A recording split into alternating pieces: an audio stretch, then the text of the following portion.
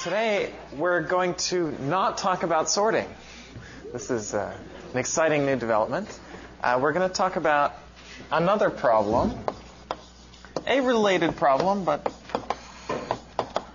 a different problem.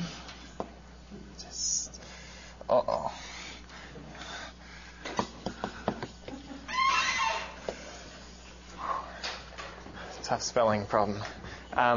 We're going to talk about another problem which we would like to solve in linear time. So last class we talked about when we could do sorting in linear time. To do that, we needed some additional assumptions. Today we're going to look at a problem that really only needs linear time, even though at first glance it might look like it requires sorting. So this is going to be an easier problem. The problem is I give you a bunch of numbers. Let's call them elements. And they're in some array, let's say. And they're in no particular order, so unsorted. I want to find the kth smallest element.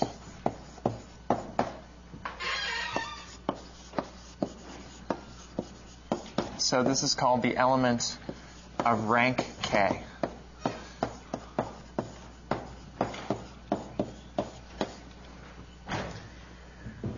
So in other words, I have this list of numbers which is unsorted, and if I were to sort it, I'd like to know what the kth element is. Okay, but I'm not allowed to sort it. One solution to this problem, so this is the naive algorithm, is you just sort and then return the kth element. This is another possible definition of the problem, and we'd like to do better than that. So you could sort, let's call the array A, and then return A of k. So that's one thing we could do, and if we use heap sort or merge sort, this will take n log n time. So we'd like to do better than n log n, ideally linear time. The problem is pretty natural, straightforward. It has various applications. Depending on how you choose k could be any number between 1 and n. So for example, if we choose k equals 1, that element has a name. Any suggestions of what the name is? The minimum. That's easy. Any suggestions on how we could find the minimum element in an array in linear time? Right, just scan through the array, keep track of what the smallest number is that you've seen. Okay, same thing with the maximum, k equals n. So these are rather trivial. But a more interesting version of the order statistic problem is to find the median. So this is either, so k plus 1 over 2, floor or ceiling. I'll call both of those elements medians.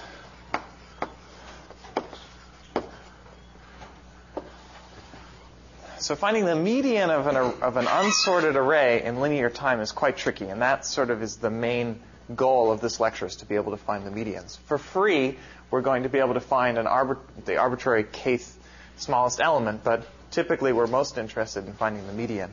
And on Friday in recitation, you'll see why that's so useful. There's all sorts of situations where you can use median for really effective divide and conquer without having to sort. So you can solve a lot of problems in linear time as a result. Okay, and we're going to cover today two algorithms for finding order statistics. Both of them are linear time. The first one is randomized, so it's only linear expected time. And the second one is worst case linear time. And it will build on the randomized version. So let's start with a randomized divide and conquer algorithm.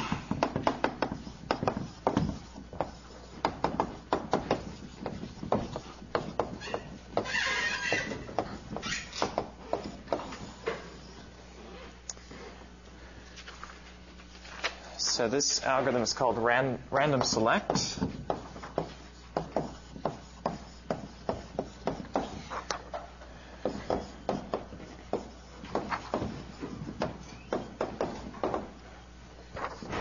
And the parameters here are a little bit more than what we're used to. So the the order statistics problem, you're given an array A, and here I've changed notation, and I'm looking for the ith smallest element. So I is the index I'm looking for.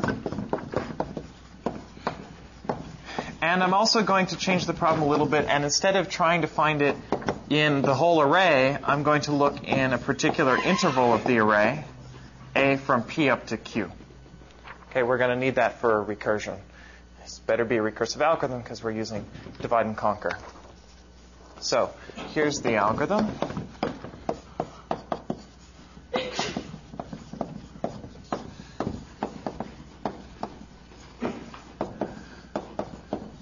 A base case, pretty simple. Then we're going to use part of the quicksort algorithm, randomized quicksort.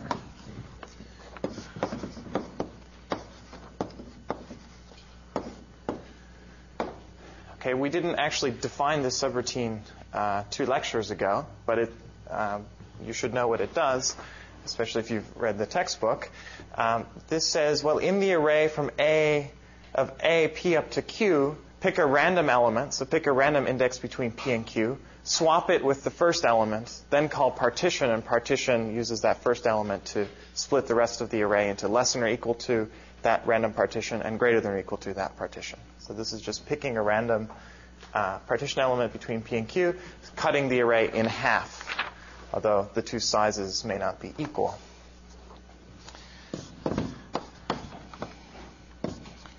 Okay, and we're going to call, and it returns the index of that partition element between some number between P and Q. And we're going to define K to be this particular value, R minus P plus 1. And the reason for that is that K is then the rank of the partition element. This is in A, P up to Q. Okay, so let me draw the picture here. So we have our array A. Starts at P, ends at Q. I mean, there's other stuff, but for this recursive call, all we care about is P up to Q. We pick a random partition element, say this one, and we partition things so that everything over here, so let's call this R, everything in here is less than or equal to A of R, and everything up here is greater than or equal to A of R. And A of R is our partition element. Okay, so after this call, that's what the array looks like. And we get R, we get the index of where the partition element is stored. So the number of elements that are less than or equal to A of R, and including R, is R minus P plus 1. So there will be R minus P elements here, and then we're adding 1 to get this element. And if you start counting at 1, if this is rank 1, rank 2, this element will have rank K. Okay, that's just from the construction of it in the partition. Okay, and now we get to recurse. And there are 3 cases. So depending on how I relates to K. Remember, I is the rank that we're looking for. K is the rank that we happen to get out of this random partition. We don't have much control over K. But if we're lucky, I equals K, that's the element we want.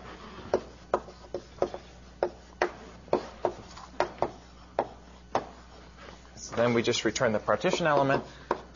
More likely is that the element we're looking for is either to the left or to the right. And if it's to the left, we're going to recurse in the left-hand portion of the array. And if it's to the right, we're going to recurse in the right-hand portion. So pretty straightforward at this point.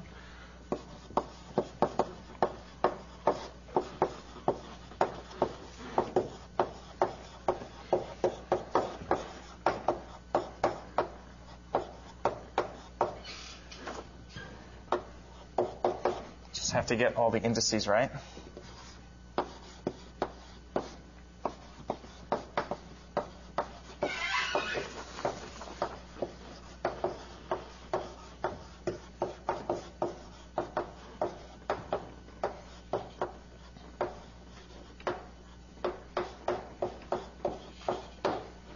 So either we're going to recurse on the part between p and r minus 1. That's this case.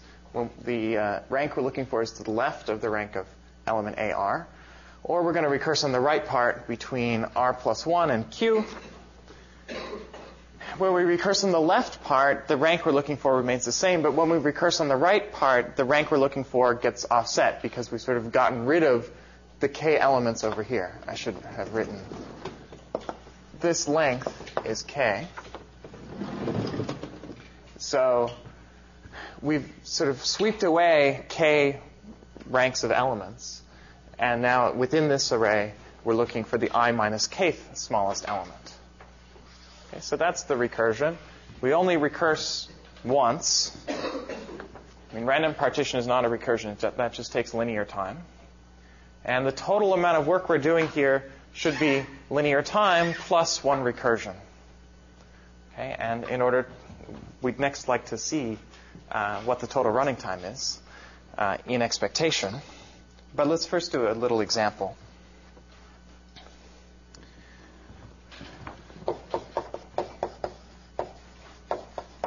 Make this algorithm perfectly clear. So let's suppose we're looking for the seventh smallest element in this array.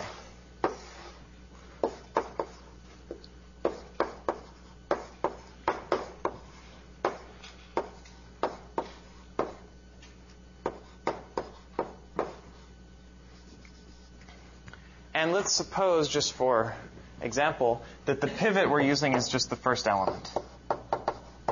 So nothing fancy. It's hard to, I'd have to flip a few coins in order to generate a random one. So let's just pick this one. If I partition at the element 6, this is actually an example we did 2 weeks ago. And I won't go through it again, but we get the same array as we did 2 weeks ago. Namely 2, 5, 3, then 6, then 8, 13, 10, and 11. Okay, if you run through the partitioning algorithm, that happens to be the order that it throws the elements into. And this is our position R. This is P. Here it's just 1. And Q is just the end. And I'm looking for the seventh smallest element. And it happens, when I run this partition, that 6 falls into the fourth place.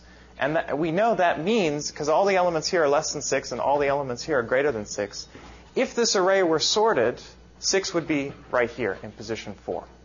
So R here is 4. So even though, yeah. The 12 turned into an 11. This was an 11, believe it or not. Let me be simple. Sorry. Sometimes my 1s look like 2s. Not a good feature. Okay, so that's an easy way to cover. So don't try that on exams. Oh, that one was just a 2. No. Okay, so even though we're not sorting the array, we're only spending linear work here to partition by 6. We know that if we had sorted the array, 6 would fall here. We don't know about these other elements. They're not in sorted order, but from the properties of partition, we know 6 went to the right spot. So we now know rank of 6 is 4. We happen to be looking for 7, and we happen to get this number 4. So we want something over here. Okay, it turns out we're looking for 10, I guess, but because that's 11, right?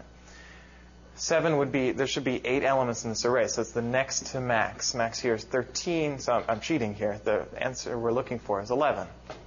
Okay, so we know that what we're looking for is in the right-hand part, because the rank we're looking for is 7, which is bigger than 4. Now, what rank are we looking for in here? Well, we've gotten rid of 4 elements over here. So it happened here that k is also 4 because p is 1 in this example. So the rank of 6 was 4. We throw away those 4 elements. Now we're looking for rank 7 minus 4, which is 7 minus 4 is 3. And indeed, the rank 3 element here is still 11. So you recursively find that. That's your answer. Okay, so now that algorithm should be pretty clear. The tricky part is to analyze it. And the analysis here is quite a bit like randomized quicksort, although not quite as hairy. So it will go faster. But it will be also a sort of a nice review of the randomized quicksort analysis, which was a bit tricky, and always good to see it a couple times. So we're going to follow the same kind of outline as before to look at the expected running time of this algorithm. And to start out, we're going to, as before, look at some intuition, just to feel good about ourselves. Also feel bad, as you'll see. Let's think about two sort of extreme cases, a good case and the worst case. And I should mention that in all of the analyses today, we assume the elements are distinct.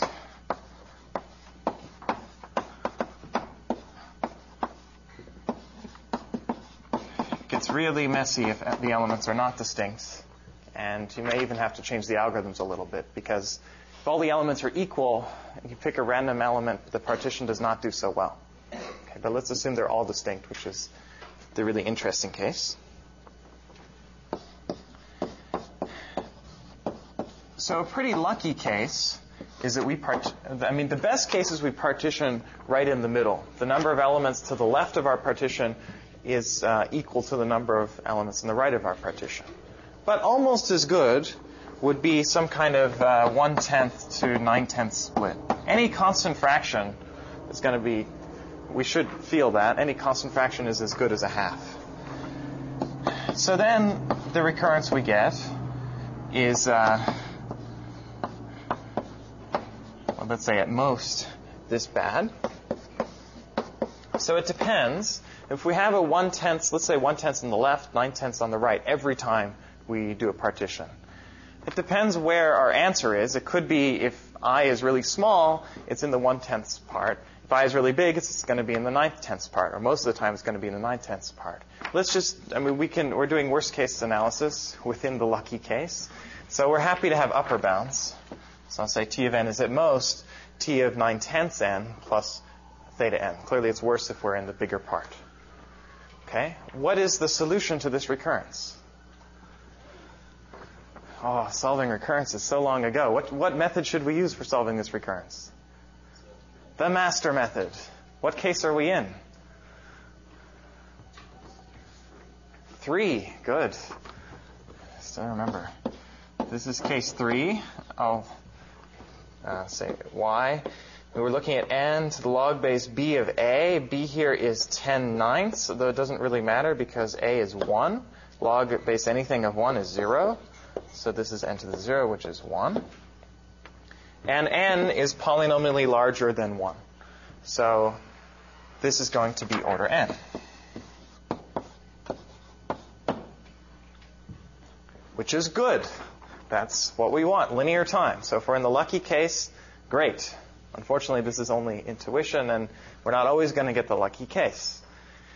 We could do the same kind of analysis as we did with randomized quicksort. If you alternate between lucky and unlucky, things will still be good. But let's just talk about the unlucky case to show how bad things can get. And this really would be a worst case analysis.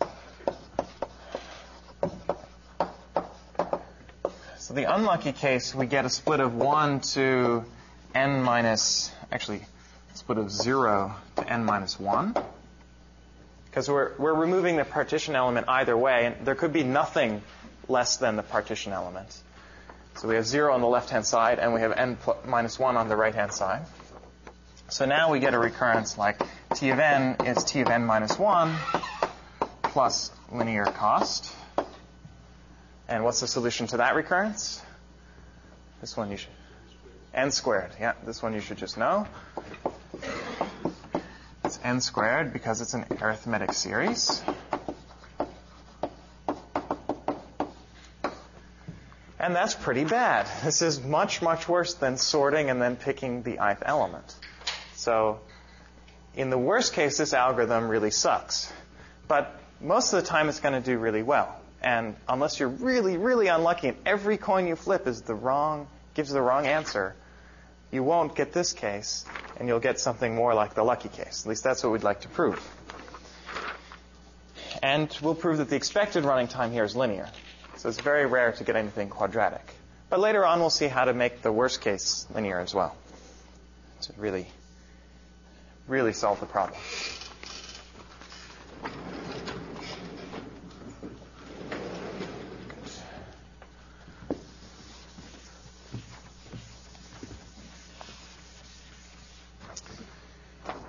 Okay, so let's get into the analysis.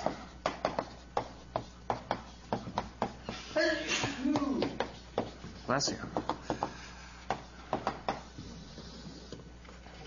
Now, you've seen an analysis much like this before.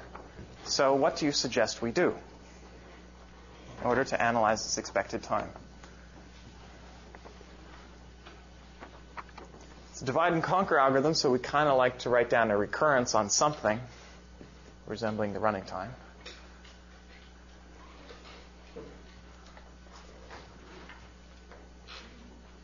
I don't need the answer. I just want what's the first step that we might do to analyze the expected running time of this algorithm. Sorry? Look at different cases. Yeah, exactly. So we have all these possible ways that random partition could split. Could split 0 to n minus 1. Could split in half. Could split. There's n minus 1 or n choices where it could split. So how can we break into those cases?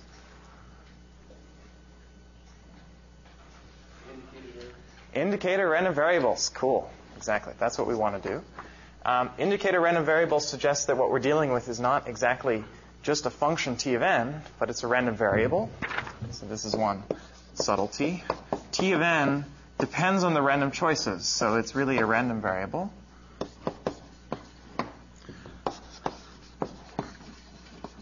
And then we're going to use indicator random variables to get a recurrence on t of n. Or really, yeah, on t of n.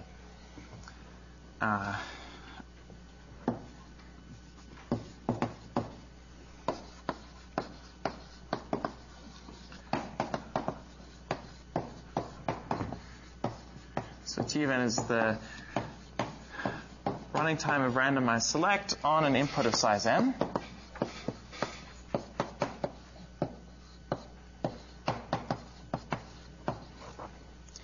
And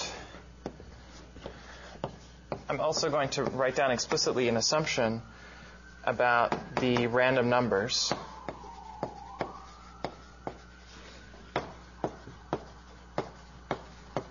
That they should be chosen independently from each other. So every time I call random partition, it's generating a completely independent random number from all the other times I call random partition. That's important, of course, for this analysis to work. We'll see why at some point down the line. And now to sort of write down an equation for t of n, we're going to define indicator random variables, as you suggested.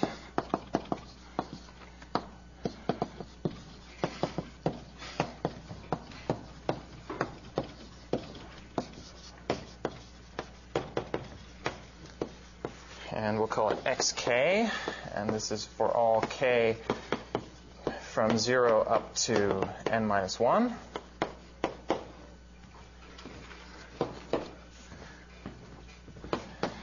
So an indicator random variable is either 1 or 0. And it's going to be 1 if the partition comes out k on the left-hand side. So say if the partition generates a k to n minus k minus 1 split. And it's 0 otherwise. So we have n of these variables between indicator random variables between 0 and n minus 1. And in each case, no matter how the random choice comes out, exactly one of them will be 1. All the others will be 0. So now we can divide out the running time of this algorithm based on which case we're in.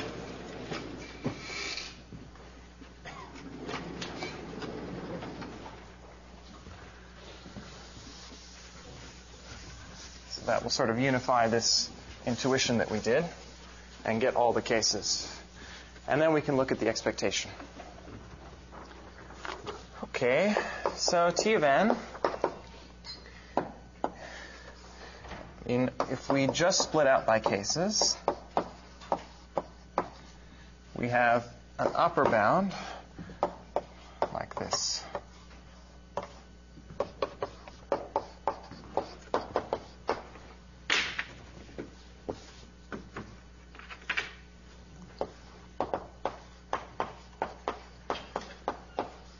So if we have a 0 to n minus 1 split, the worst is we have n minus 1 that we have to recurse in a problem of size n minus 1.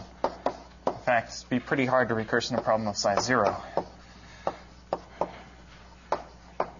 Okay, if we have a 1 to n minus 2 split, then we take the max of the two sides. That's certainly going to give us an upper bound.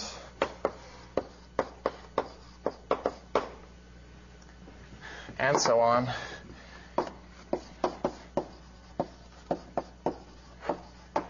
And at the bottom, we get an n minus 1 to 0 split.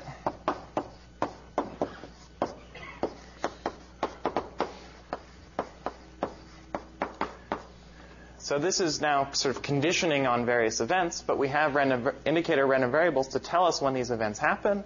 So we can just multiply each of these values by the indicator random variable, and it will come out 0 if that's not the case, and it'll come out 1 and give us this value if that happens to be the split. So if we add up all of those, we'll get the same thing. So this is equal to the sum over all k of the indicator random variable times the cost in that case, which is t of max k, and the other side, which is n minus k minus 1, plus theta n.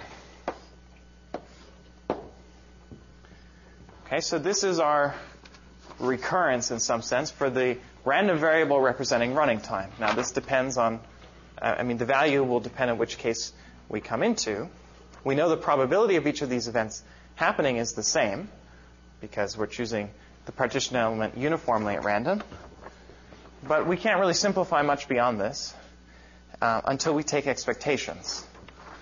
We know this random variable could be as big as n squared. Hopefully it's usually linear. We'll take expectations of both sides and get what we want.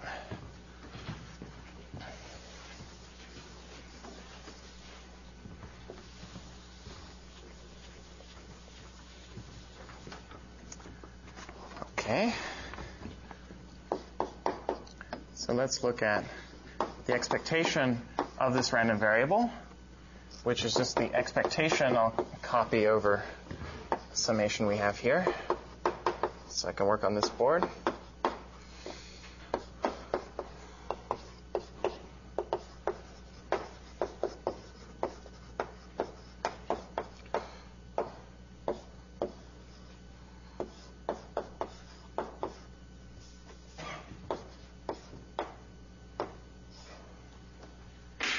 Okay. So I want to compute the expectation of this summation. What property of expectation should I use? Linearity. Good. So we can bring the summation outside.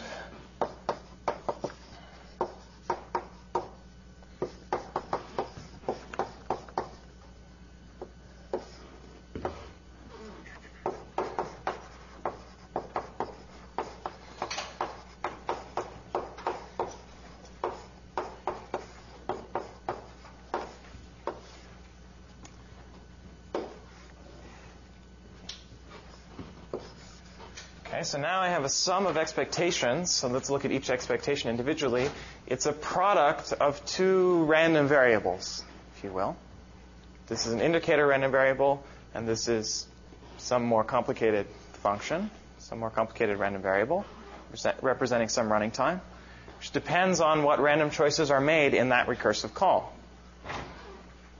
Now what should I do?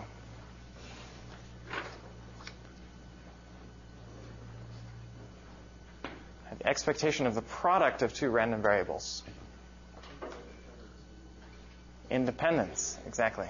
If I know that these two random variables are independent, then I know that the expectation of the product is the product of the expectations.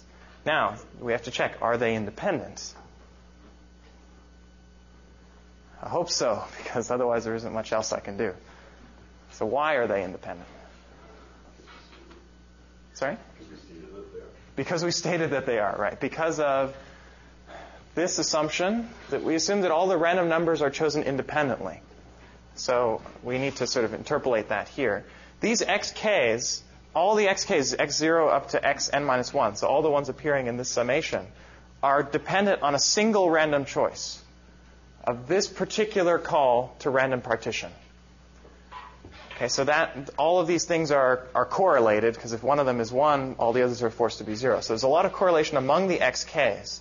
But with respect to everything that's in here, and the only random part is this t of max k n minus k minus 1, that's a recursive call. It's making its own choices, its own random numbers.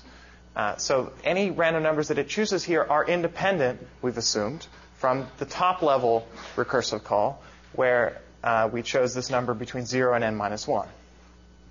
So that's the reason that this random variable is independent from these. Same thing as quicksort, but I know some people got confused about it a couple lectures ago, so I'm reiterating. So we get the product of expectations, e of xk times e of t of max k n minus k minus 1.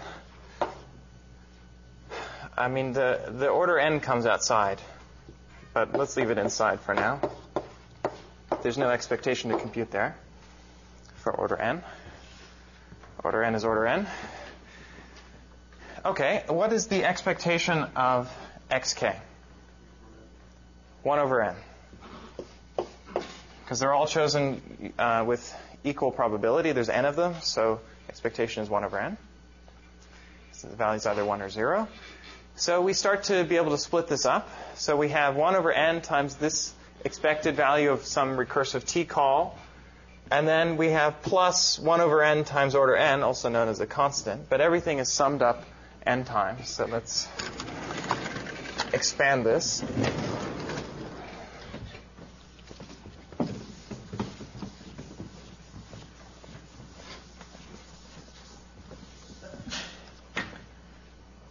Okay, so we have the sum, k equals 0 to n minus 1. I guess the 1 over n can come outside.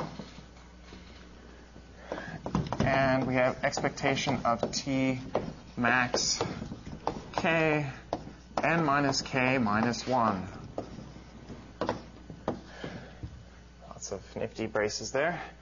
And then plus, we have, on the other hand, the sum from k equals 0 to n minus 1, let me just write that out again, we have a 1 over n in front, and we have a theta n inside. So this summation is n squared, and then we're dividing by n. So this whole thing is, again, order n. So nothing fancy happened there. This is really just saying the expectation of order n is order n. Average value of order n is order n. Okay, what's interesting is this part. Now, what could we do with this summation?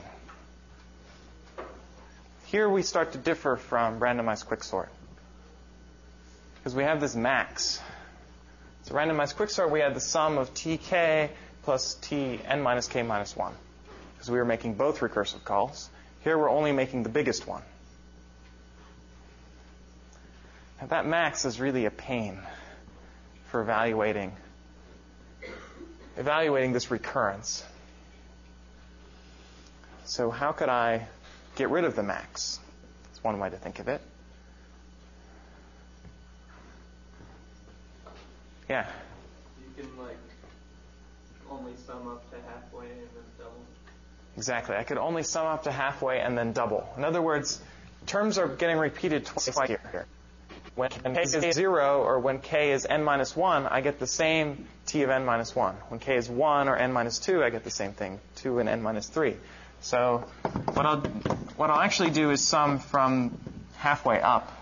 So that's a little bit cleaner, and let me get the indices right.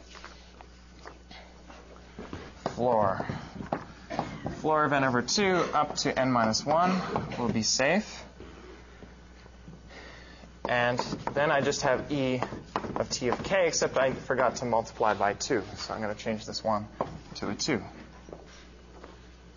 Okay, and the order n is preserved. So this is just because each term is appearing twice. I can factor it out. And if n is odd, I'm actually double counting someone. But it's certainly at most that. Okay, so that's a safe upper bound, and upper bounds are all we care about because we're hoping to get linear, and the running time of this algorithm is definitely at least linear. So we just need an upper bound of linear. Okay, so this is a recurrence. E of t of n is at most 2 over n times the sum of half the numbers between 0 and n of e of t of k plus theta n. It's a bit of a hairy recurrence. We want to solve it, though, and it's actually a little bit easier than the randomized quicksort recurrence. We're going to solve it. What method should we use? Sorry? Master method? Master method would be nice, except that each of the recursive calls is with a different value of k. So master method only works when all the calls are with the same value, same size. Alas, it would be nice if we could use the master method. What else do we have? Substitution, yeah. When it's hard, when in doubt, use substitution. I mean, the good thing here is we know what we want. We really want, from the intuition at least, which is now erased, we really feel that this should be linear time. So we know what we want to prove, and indeed we can prove it just directly with substitution.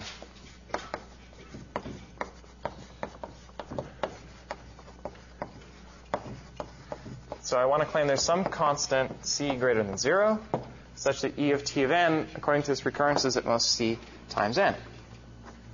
So let's prove that over here.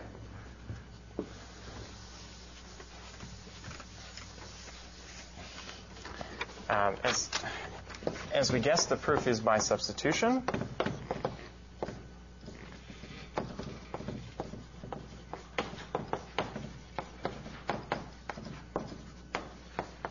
So what that means is we're going to assume by induction that this inequality is true for all smaller n.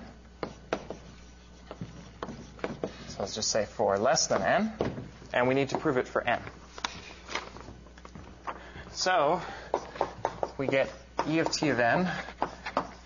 Now we're just going to expand using the recurrence that we have. It's at most this. So I'll copy that over.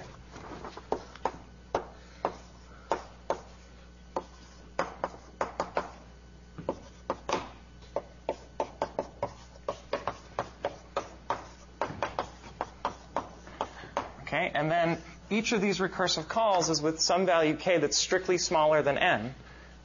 Sorry, I copied it wrong. Floor of n over 2, not 0. And so I can apply the induction hypothesis to each of these. This is at most c times k by the induction hypothesis. And so I get this inequality.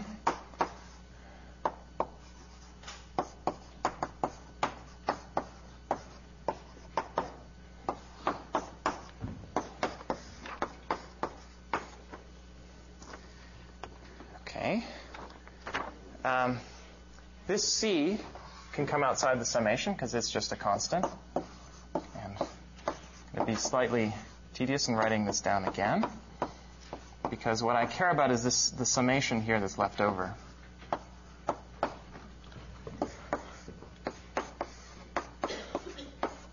Okay, this is a good old-fashioned summation. And if you remember back your summation tricks or whatever, you should be able to evaluate this. If we started at 0 and went up to n minus 1, that's just an arithmetic series. But here we have the tail end of an arithmetic series. And you should know at least up to theta what this is.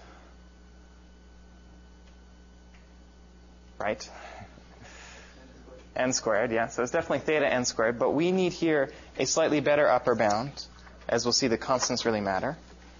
So what we're going to use is that this summation is at most 3/8 times n squared. Okay, and that will be critical. The fact that 3/8 is smaller than a half, I believe. So it's going to get rid of this too. Okay, I'm not going to prove this. This is an exercise. When you know that it's true, it's easy because you can just prove it by induction. Figuring out that number is a little bit more work, but not too much more. So you should prove that by induction. Okay, now let me simplify. This is a bit messy. But what I want is c times n. So let's write it as our desired value minus the residual. And here we have some crazy fractions. This is 2 times 3, which is 6 over 8, which is 3/4, right? So here we have 1, so we have to subtract off 1/4 to get 3/4. And this should be, I guess, 1/4 times c times n. And then we have this theta n, which with a double negation becomes a plus theta n. Okay, so that should be clear. I'm just rewriting that. So we have what we want over here. And then we hope that this is non-negative, because then what we want is that this is less than or equal to c times n. That will be true provided this thing is non-negative. And it looks pretty good, because we're free to choose c however large we want. So whatever constant is embedded inside this theta notation, it's one fixed constant, whatever makes this recurrence true, we just set c to be bigger than 4 times that constant, and then this will be non-negative. So this is true for c sufficiently large. Okay, to dwarf that theta constant. There's also the base case. I just have to make the cursory mention that we choose c large enough so that this claim is true even in the base case, where n is at most some constant. Okay, here it's like 1 or so, because then we're not making a recursive call. Okay, so what we get is that this algorithm, randomized select, has expected running time order n, theta n.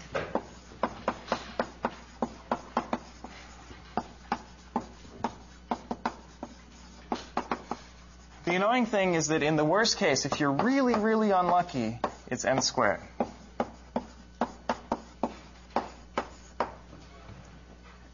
Any questions before we move on from this point?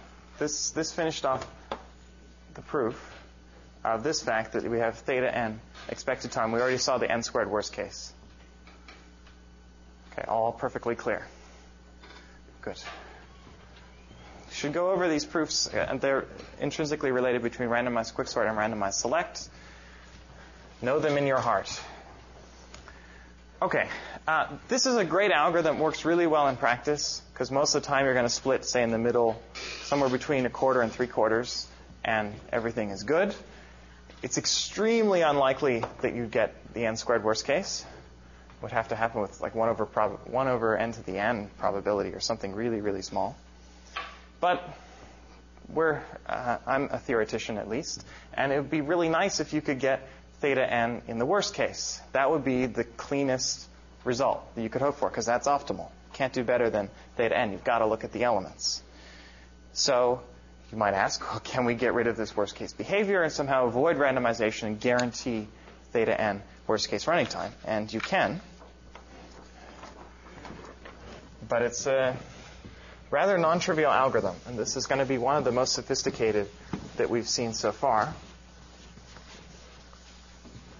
Won't stay that, it won't continue to be the most sophisticated algorithm we will see, but here it is. Worst case linear time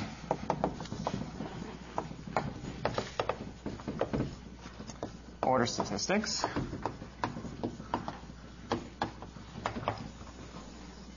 And this is an algorithm by several, all very famous people. Manuel Blum, Floyd, Pratt, Ron Rivest, Bob Tarjan. I think I've only met the B and the R and the T. Oh no, I've met Von Pratt as well, so I'm getting close to all the authors. This is a somewhat old result, but at the time it was a major breakthrough, and still it is an amazing algorithm. Ron Rivest is professor here. You should know him from the R and RSA. When I took my PhD comprehensives some time ago, on the cover sheet was a joke question, which asked, of the authors of the worst case linear time order statistics, algorithm, which of them is the most rich? Sadly, it was not a graded part of the comprehensive exam, but it was an amusing question. I won't answer it here because we're on tape, but think about it, and it's maybe not obvious, but several of them are rich. It's just a question of who's the most rich. Okay. Anyway, before they were rich, they came up with this algorithm. They've come up with many algorithms since, even after getting rich, believe it or not. So what we want is a good pivot, guaranteed good pivot. So a random pivot is going to be really good. And so the simplest algorithm is just pick a random pivot. It's going to be good with high probability. We want to force a good pivot, and deterministically. And the new idea here is we're going to generate it recursively. Okay, what else could we do but recurse? Now, you should know from your recurrences that if we did 2 recursive calls on problems of half the size, we're going to get, and we have a linear extra work, that's the merge sort recurrence. T of n is 2 times T of n over 2 plus order n, which you should recite in your sleep. That's n log n. So we can't recurse on 2 problems of half the size. We've got to do better. Somehow these recursions have to add up to strictly less than n. That's the magic of this algorithm. So this will just be called select instead of random select. And it really depends on an array, but I'll focus on the ith element we want to select and the size of the array we want to select in. And I'm going to write this algorithm slightly less formally than random select because it's a bit higher level of an algorithm.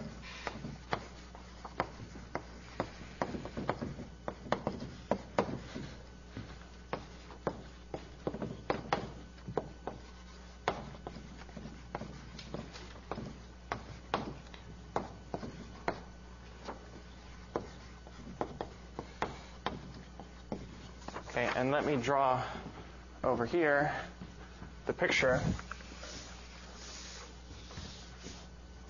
for the algorithm. So the first step is sort of the weirdest, and it is the key idea, one of the key ideas. You take your elements, and they're in no particular order. So instead of drawing them on a line, I'm going to draw them in a 5 by n over 5 grid.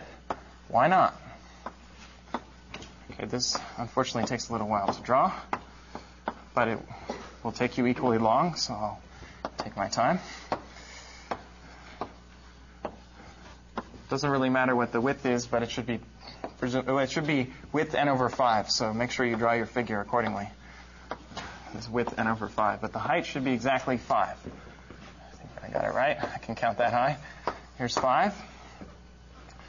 And this should be, well, our number may not be divisible by 5, so maybe it ends off in sort of an odd way.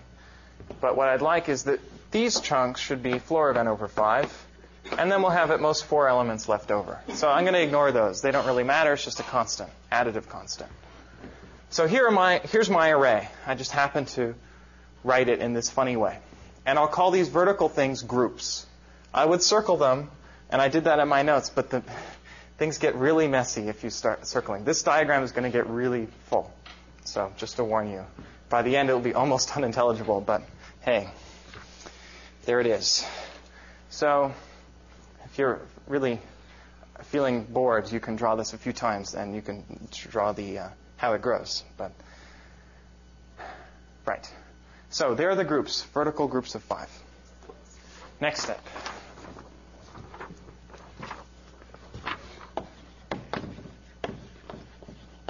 Second step is to recurse. This is where things are a bit unusual. Well, even more unusual. I really should have had a line in between 1 and 2. So I'm going to have to move this down. You can insert it here. I also, in step 1, want to find the median of each group.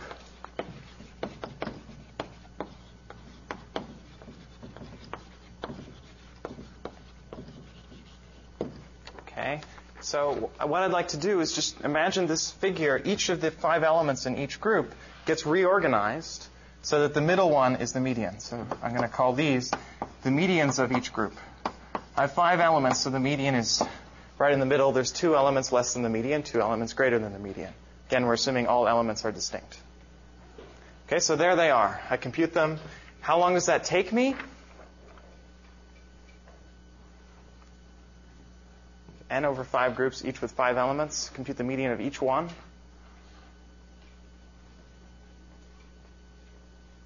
It's either, sorry? Yeah, 2 times n over 5. It's theta n. That's all I need to know. Okay, it depends. I mean, you're counting comparisons, which is good. There's definitely theta n. The point is, within each group, I only have to do a constant number of comparisons because it's a constant number of elements. Doesn't matter. You could use randomized select for all I care. No matter what you do, it can only take a constant number of comparisons, as long as you don't make a comparison more than once. Okay, so this is easy. Use any algorithm. You could sort. You could sort the 5 numbers and then look at the third one. Doesn't matter, because there's only 5 of them. So that's one nifty idea. Already we have some elements that are sort of vaguely in the middle, but just of a group. And we've only done linear work. So doing well so far. Now we get to the second step, which I started to write before, where we recurse.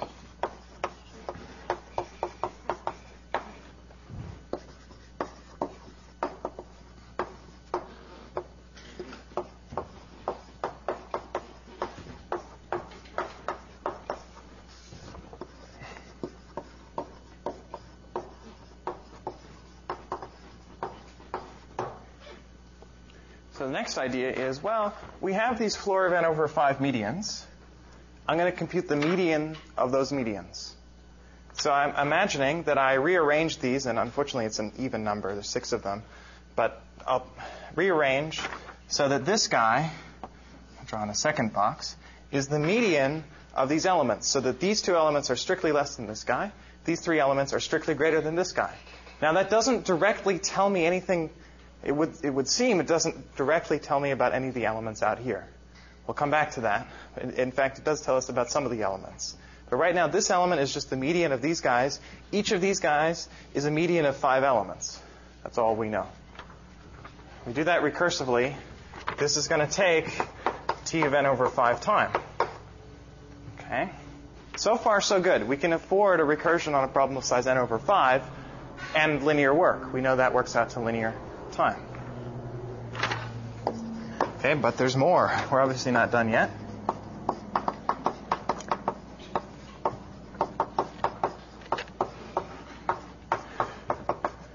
The next step is X is our partition element. We partition there. The rest of the algorithm is just like randomized partition. So we're going to define K to be the rank of X. And this can be done, I mean, it's n minus r plus 1 or whatever. So I'm not going to write out how to do that because we're at a higher level here. But it can be done. And then we have the 3-way branching. So if I happens to equal k, we're happy. The pivot element is the element we're looking for. But more likely, I is either less than k or it's bigger than k. And then we just make the appropriate recursive call. So here we recursively select the ith smallest element.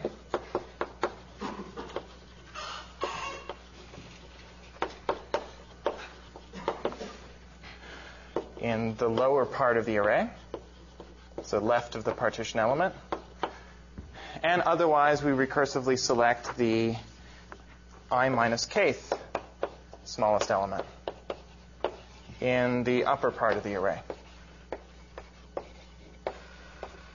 Okay, so this, I'm writing this at a high level because we've already seen it. All of this is the same as the last couple steps of randomized select.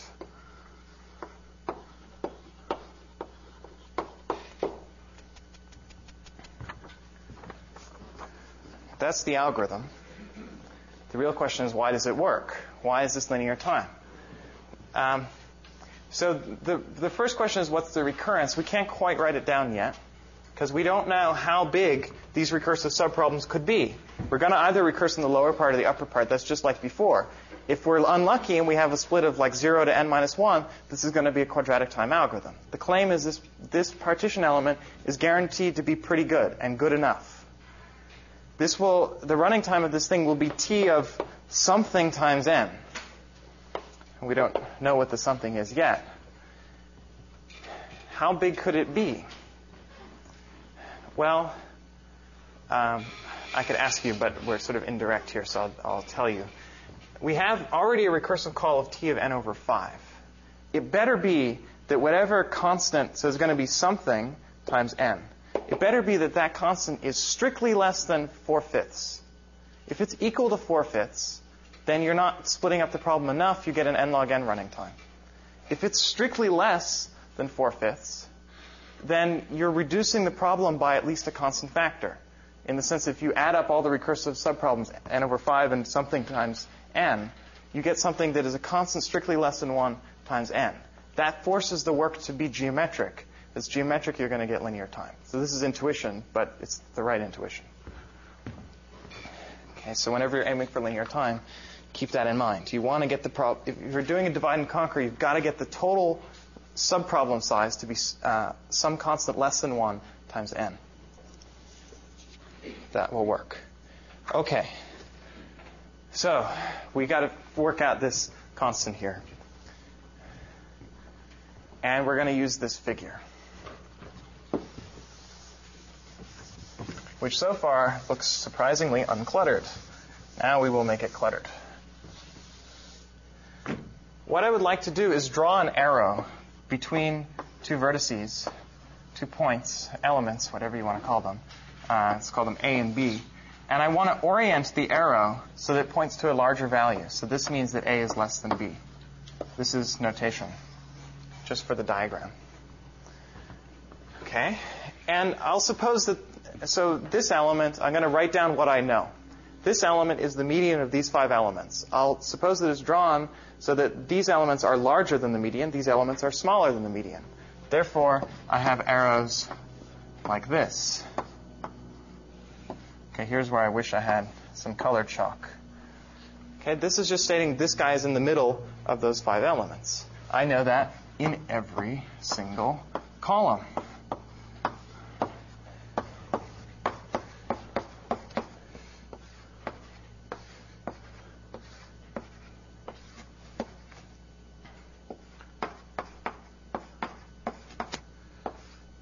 Okay, here's where the diagram starts to get messy.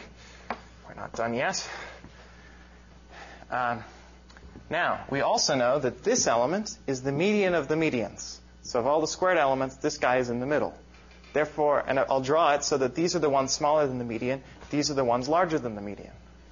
So, I mean, the algorithm can't do this. It doesn't necessarily know how all this works. I guess it could, but this is just for analysis purposes.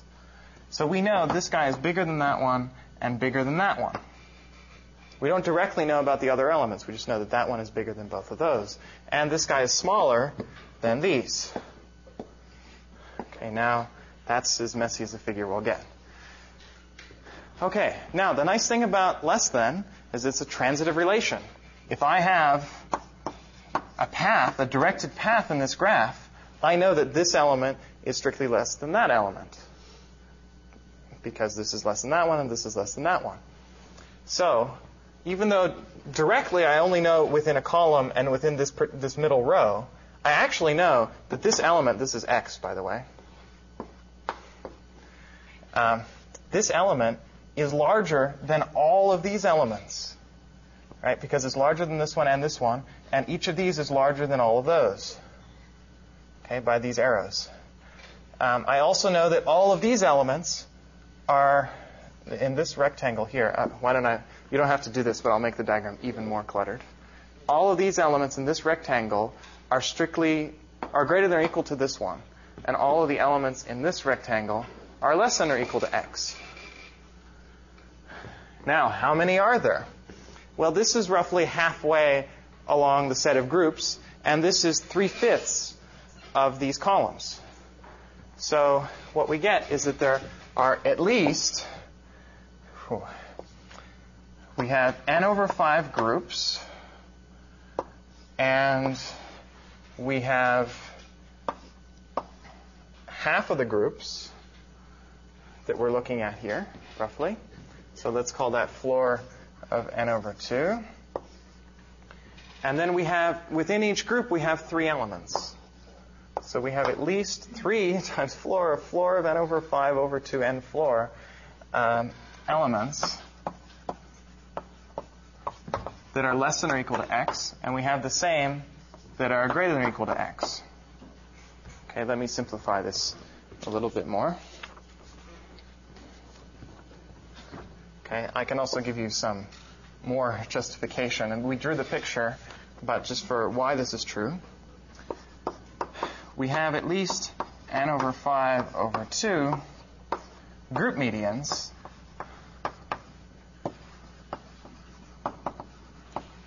that are less than or equal to x.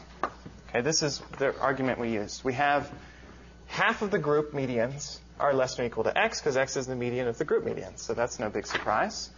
So this is really almost an equality, but we're making floors, so it's greater than or equal to. And then for each group median, we know that there are 3 elements there that are less than or equal to that group median. So by transitivity, they're also less than or equal to x. So we get this number times 3. Okay, this is actually just floor of n over 10. So I was being unnecessarily complicated there, but that's where it came from. So what we know is that this thing is now at least 3 times n over 10, which is roughly 3/10 of elements are in one side. In fact, at least 3/10 of the elements are in each side. Therefore, each side has at most 7/10 elements, roughly. So the number here will be 7/10. And if I'm lucky, 7/10 plus 1/5 is strictly less than 1. Indeed it is. But I have trouble working with tenths. I can only handle powers of 2. So what we're going to use is a minor simplification, which just barely still works. It's a little bit easier to think about. Actually, it's mainly to get rid of this floor, because the floor is annoying. We don't really have a sloppiness lemma that applies here. But it turns out if n is sufficiently large, 3 times floor of n over 10 is greater than or equal to a quarter. Now, quarters I can handle. So the claim is that each group has size at least a quarter. Therefore, each group has size at most 3/4, because there's a quarter on the other side. So this will be 3/4. And I can definitely tell that 1/5 is less than 1/4. So this is going to add up to something strictly less than 1, and then it will work. Okay, how's my time? Good. At this point, the rest of the analysis is easy. How the heck you would come up with this algorithm and realize that this is clearly a really good choice for finding a partition element, just barely good enough that both recursions add up to linear time. Well, that's why it took so many famous people. Okay, you won't, especially in quizzes, but I think in general in this class, you won't have to come up with an algorithm this clever, because you can just use this algorithm to find the median.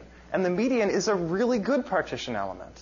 So you don't need to go, now that you know this algorithm, now that we're beyond 1973, you don't need to know how to do this. I mean, you should know how this algorithm works, but you don't need to do this in another algorithm, because you can just say, well, run this algorithm, you'll get the median in linear time, and then you can partition into the left and the right, and then the left and the right will have exactly equal size.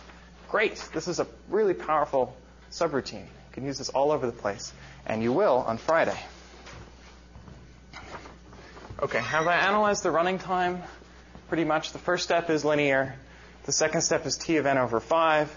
The third step, I didn't write it, is linear. And then the last step is just a recursive call. And now we know that this is 3/4.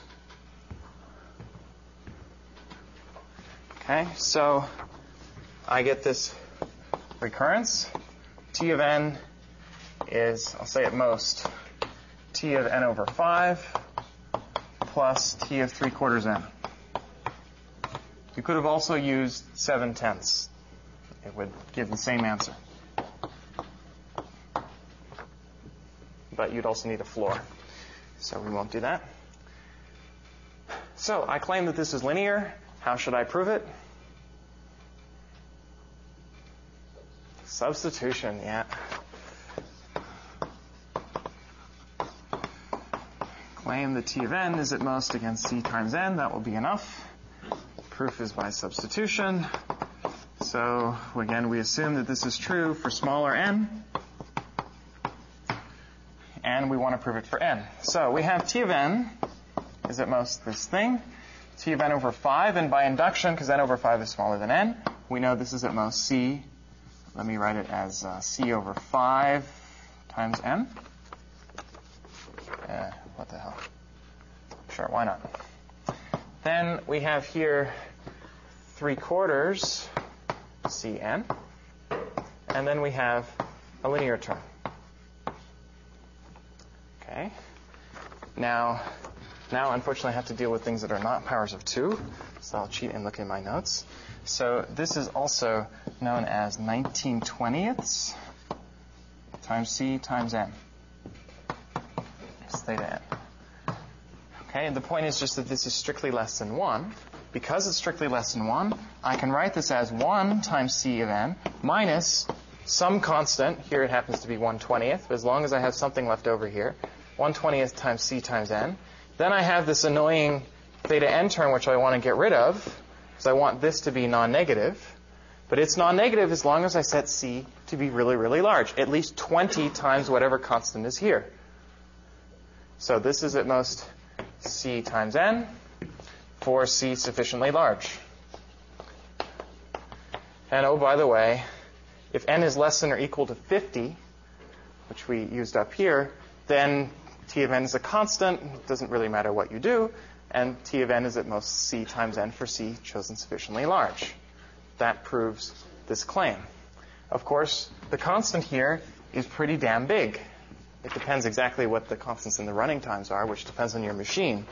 But practically, this algorithm is not so hot because the constants are pretty big. Even though this element is guaranteed to be somewhere vaguely in the middle, and even though these recursions add up to strictly less than n and it's geometric because the problem is reducing by at least a factor of 19/20ths each time. So it actually takes a while for the problem to get really small. So practically, you probably don't want to use this algorithm unless you can't somehow flip coins. The randomized algorithm works really, really fast. Theoretically, this is your dream, the best you could hope for, because it's linear time and you need linear time. And it's guaranteed linear time. I will mention, before we end, an exercise.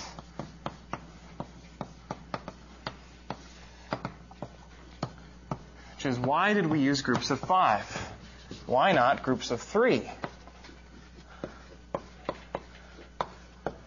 As you might guess, the answer is because it doesn't work with groups of 3, but it's quite instructive to find out why.